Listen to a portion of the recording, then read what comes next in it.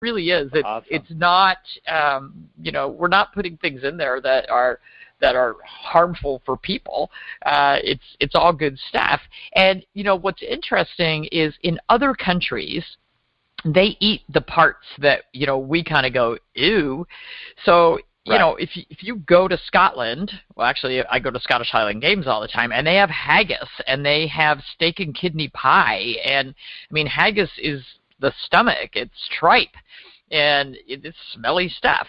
There's some nasty, what we consider nasty organ meats that are a lot of people eat tongue. To me, I'm just like, oh, that sounds horrible, but it's just another muscle. When I was in China, chicken feet are in big bowls on the table for people to chew on. I've never chewed on one. I don't really have a desire to chew on one, but in some countries that is considered perfectly normal. Well, and that's what I loved about your book was because I had to get another one because I gave one away to our friends who were having a health problem with their dog.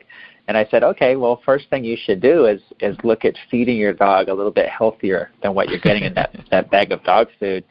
And I love that when you go through that book, you can just look at, oh, okay, so, without knowing anything about it, like here's a starting point. You can mix with this with that. You can feed them this raw. You can, and then so you don't have to be a veterinarian to know how to make something that the dog can eat and maybe get a little bit healthier.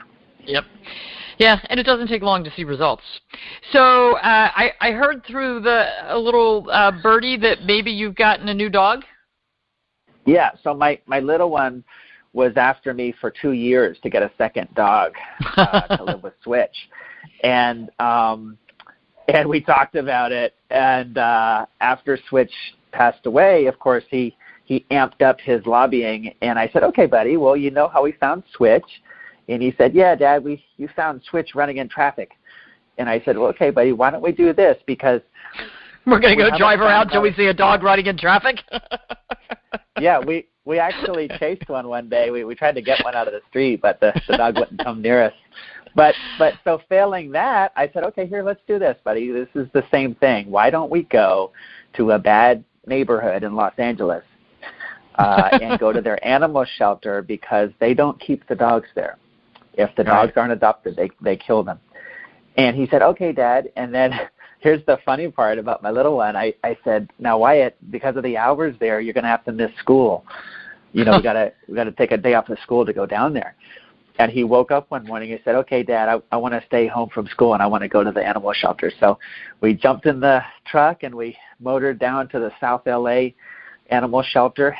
And we walked through the prison block with just row after row after row of little doggies. And there was one dog in a cage full of dogs that was trying to get through the fence to get to us. And that's the one that my little one wanted to take out of the cage and play with. So we took Benji the dog out, and it was pretty much love at first sight. And I said, okay. And the paperwork said that the doggie wasn't available yet to be adopted. But when we talked to the staff, they said, you know what, go ahead. You guys can have him. So we walked into the dog pound, and we walked out with Benji the dog. And he had issues. I couldn't let him walk on the leash to the truck because he was just too crazy. And he was surrendered by his last owner, who couldn't handle that energy. And Wyatt and I had talked about it. I said, listen, buddy, for 13 years we had a dog that never chewed anything in the house, never barked unless someone was at the door, and never tried to run away. And I said, not all dogs are that way. Any other dog that we get is going to have a problem that we never had with Switch, and we're going to have to work together as a family to make that work. And so Benji came with his own unique set of issues, and we've already adapted a lot, and we've already trained him a lot. So how big is Benji? How big is Benji? He's half the size of Switch. He's 25 pounds. Oh, he's a little guy. And what is he? Do you know what breed? He is a Heinz 57 with part pug, part Chihuahua, and maybe part beagle. Oh. And some of those breeds, I think, are pretty busy breeds, and they like to shoot through walls and hunt all day and run and play. And so I think that explains some of his troublemaking, because he's, for 13 years we had Switch, who wouldn't. She just stayed by my side for 13 years. She never ran away. She never chewed a thing in the house. And Benji's the opposite. If you so much as turn your back on him, he's either peeing on the wall, or he is taking your shoes and shaking them as if he's trying to get the threads out of them. And that's his personality, and it's a handful. And the last owner couldn't take it, couldn't deal with it, and never really was able to work it out. So we have been working with Benji to correct some of that and work out a way that we can all live together. And how long have you had him? We've had him for 3 weeks. Okay. Well, here's something that I know about you. You are not someone who gives up, and when you commit to something, and particularly an animal, you're in for the long haul. So I'm not worried about this dog. Switch was a dog that most people would not have kept, that most people would not have wanted to deal with, because she was aggressive. But she was also a very loyal protector for your family. Well, yeah, when I found Switch, I wasn't looking for a dog. In fact, I couldn't have a dog.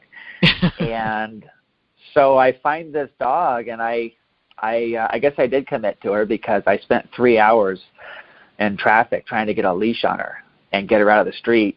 And in that 3 hours, unbeknownst to me, even though I couldn't have a dog, she became my dog. Mm-hmm. And she attached herself to me. And so now, at that point, I had this dog that I didn't know how to keep, because she was fiercely aggressive. She was a furry cannon, is what she was, and any person that she saw, she wanted to attack them. And I did not have the skills or the resources. I had no way to keep a dog like that.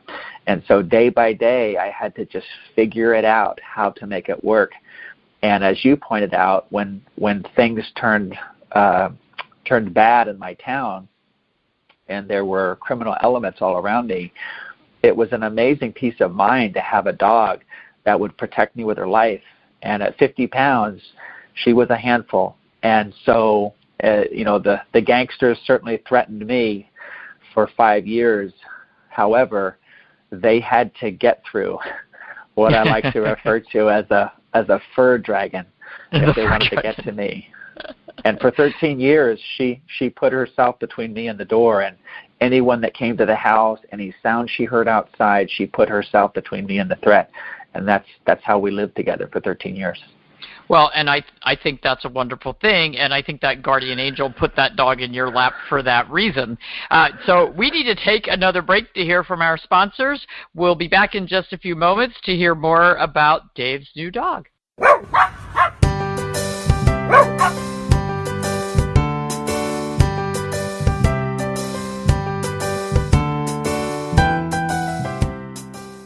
Interested in learning more?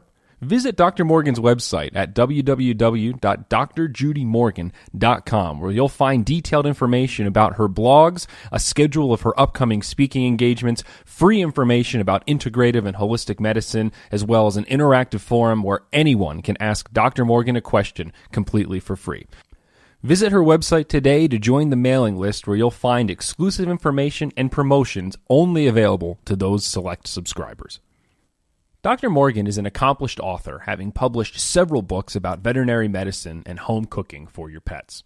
You can find From Needles to Natural, detailing her journey from practicing traditional medicine to understanding the healing power of holistic practices today, on Amazon Prime, as well as What's for Dinner Dexter and Canine Kitchen Capers, which are two great recipe books that you'll find both delicious and entertaining.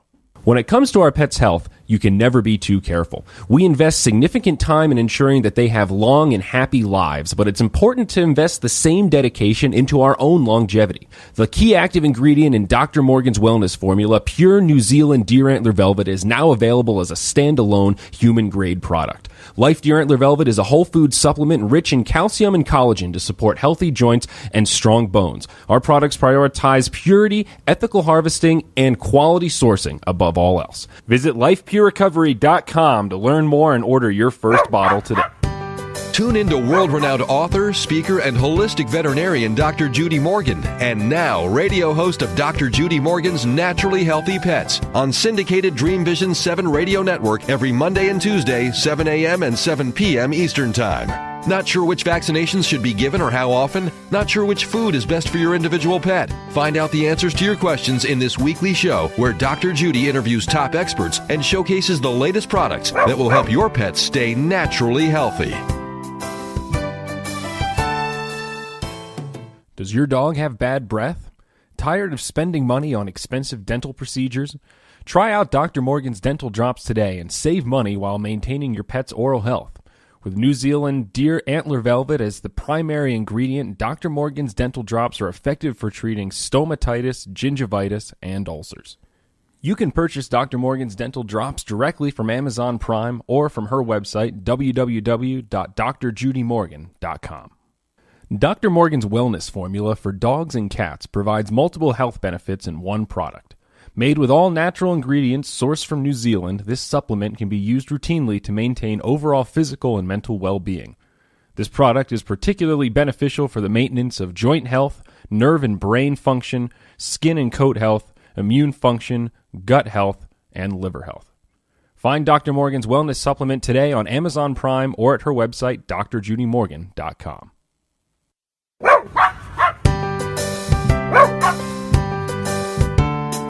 Welcome back. You're listening to Dr. Judy Morgan's Naturally Healthy Pets on DreamVision7Radio.com.